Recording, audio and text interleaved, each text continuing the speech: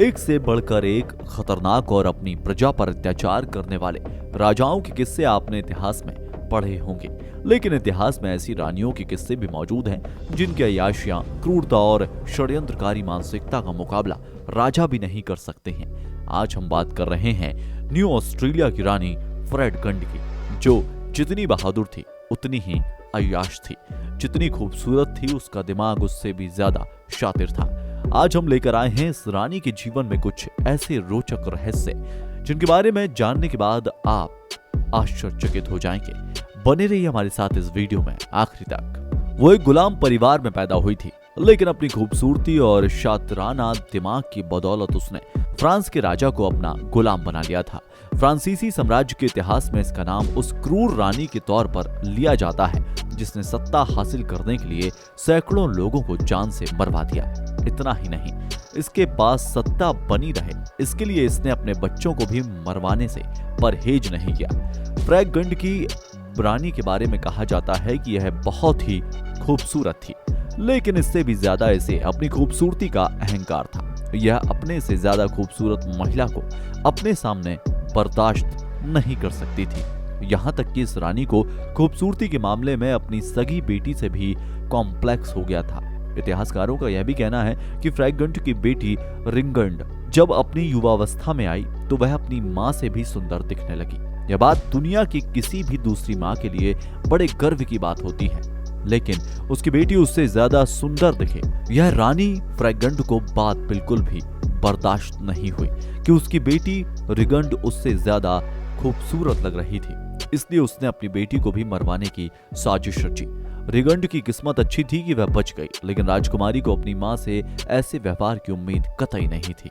उसने अपने मां का जब यह विकराल रूप देखा तो इसके बाद वह पूरी तरह से डिप्रेशन में चली गई और सारी जिंदगी इसी सदमे में रही। दोबारा कभी लौटकर वह नॉर्मल लाइफ नहीं जी पाई। इस महारानी के किस्से की शुरुआत होती है 6वीं शताब्दी में, जब ऑस्ट्रेलिया साम्राज्य के राजा चिलपैरिक के कक्ष में फ्रेड गंड नाम की एक दासी को लाया जाता है। राजा की रानी ऑलिविरा सेवा के लिए इस दासी को लाया गया था, लेकिन राजमहल में आने के बाद दासी फ्रेड गंड ने रानी की सेवा करने के बजाय राजा चिलपैरिक की सेवा में ज्यादा फोकस करना शुरू कर दिया। फ्रेड गंड को बचपन से ही धन दौलत और लग्जरी लाइफ का बहुत शौक था। राजमहल में आने के कुछ ही दिनों के बाद फ्रेड गंड के राजा को इसने अपनी खूबसूरती के जाल में फांस दिया और राजा उसके इशारों पर नाचने लगा। इतना ही नहीं, उस दासी ने राजा को इस बात के लिए भी मना लिया कि वह अपनी पत्नी ऑलिविरा को जान से मार दे और फिर उससे शादी कर ले, लेकिन राजा ने उसकी आधी बात मानी और आधी नहीं मानी।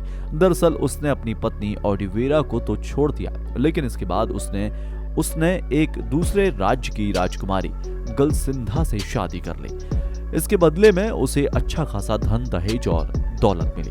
फ्रेड गंड को इस बार अपनी चाल में नाकामयाबी हासिल हुई, लेकिन बहुत ही जल्द उसने राजा की सेवा करके उसे एक बार फिर अपनी सुंदरता के जाल में फंसा लिया। अब वह उसे एक बार फिर अपने इशारे पर नचाने लगी, लेकिन फ्रेड गंड की किस्मत यहाँ उसका साथ दे गई। केवल 1 साल के भीतर ही राजा की दूसरी बीवी गलसिंधा की मौत हो गई, लेकिन कहा जाता है कि दूसरी रानी की मौत के पीछे दासी फ्रेड गंड का हाथ था। उसने बड़ी ही बेरहमी से इस रानी को जान से मरवा दिया ताकि उसके तमाम इरादे पूरे हो सकें। दासी के षड्यंत्र को राजा समझ नहीं पाया और उसने अपनी दूसरी रानी की मौत के थोड़े समय के बाद ही तीसरी शादी की घोषणा कर दी। वह तीसरी शादी अपनी दासी फ्रेड गंड के साथ करने जा रहा था। हालांकि उसकी इस घोषणा से उसके राज्य के सभी लोग हैरान थे, क्योंकि राजा पूरी तरह से उस दासी के कब्जे में था। हालांकि राजा के इस फैसले का उसके आसपास के लोगों और मंत्रियों ने विरोध किया, परंतु राजा ने किसी की बात नहीं सुनी। अब एक दासी फ्रेड गंड ऑस्ट्रेलिया साम्राज्य की महारानी थी। उसे एक महारानी का दर्जा तो हासिल हो गया था, लेकिन हर समय उसे इस बात का डर लगा रहता था कि जिस तरह उसने षड्यंत्र रचकर, धोखा देकर महारानी का पद हासिल किया है, कहीं ऐसा ना हो कि कोई उसके खिलाफ भी षड्यंत्र करे, उसके साथ धोखा करे। बस अपने मन में उपजे इसी संदेह के कारण वह अपने आसपास के लोगों को भी शक की नजर से देखा करती थी। इतना ही नहीं, राजा के बहुत करीबी लोगों को उसने एक एक करके मौत के घाट उतारना शुरू कर दिया, क्योंकि अब वह महारानी के पद पर थी। इसलिए उसकी सेना का कोई भी सैनिक उसकी बात को काट नहीं सकता था, ना ही उसके बात को मानने से इनकार कर सकता था। फिर भी अगर कोई सैनिक उसकी बात को मानने से मना कर देता तो वह उस सैनिक पर अपने हुस्न का जाल फेंकती थी और फिर उस सैनिक से अपना मनचाहा काम करवा लिया करती थी।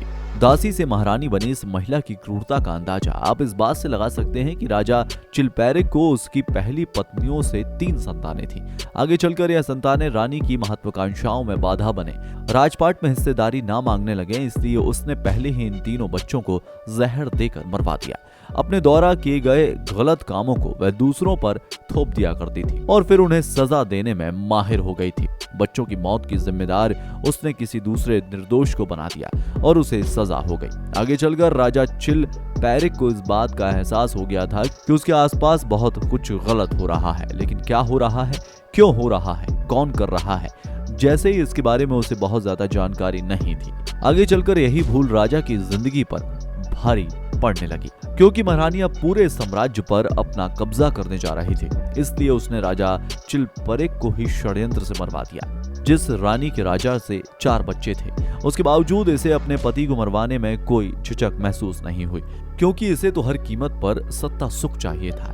इनमें से उसका एक बेटा था क्लोदर, जिसको उसने न्यूस्ट्रिया की राजगद्दी पर बैठाया। लेकिन आगे चलकर इस रानी को लगा कि उसकी एडमिनिस्ट्रेशन पर पकड़ कमजोर होती जा रही है, जिसके चलते उसने अपने सगे ही बेटे को मौत के घाट उतरवा दिया। इसका सबसे बड़ा बेटा सैमसंग केवल 6 साल का था। यह वह दौर था जब न्यूस्ट्रिया में एक जबरदस्त महामारी फैली हुई थी और बदकिस्मती से यह राजकुमार भी उसी महामारी का शिकार हो गया था। लेकिन बेटे से यह बीमारी मां को ना लग पाए, बस इसी के डर के चलते उस राजकुमार को महल से दूर कर दिया गया।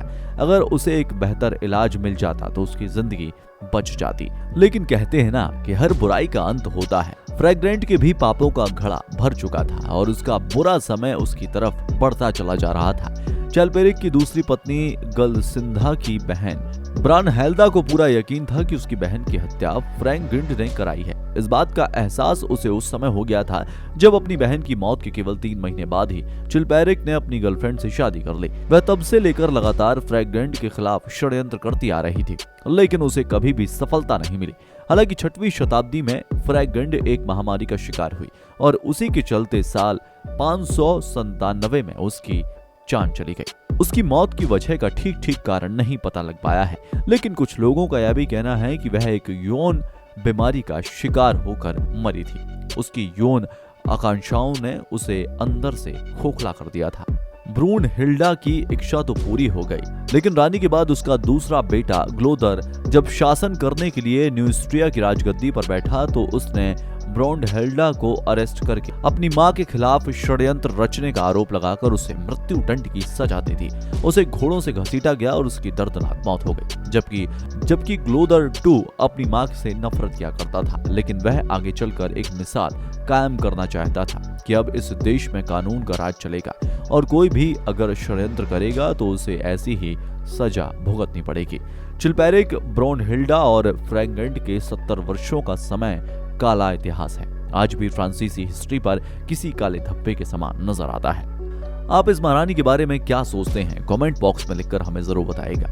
वीडियो आपको पसंद आया हो इसे लाइक करके अपने दोस्तों के साथ में जरूर शेयर कर दीजिएगा ताकि हमारी मेहनत सफल हो जाए। फिर मिलेंगे नए वीडियो में, तब तक के लिए जय हिंद, जय भारत, वंदे मातरम।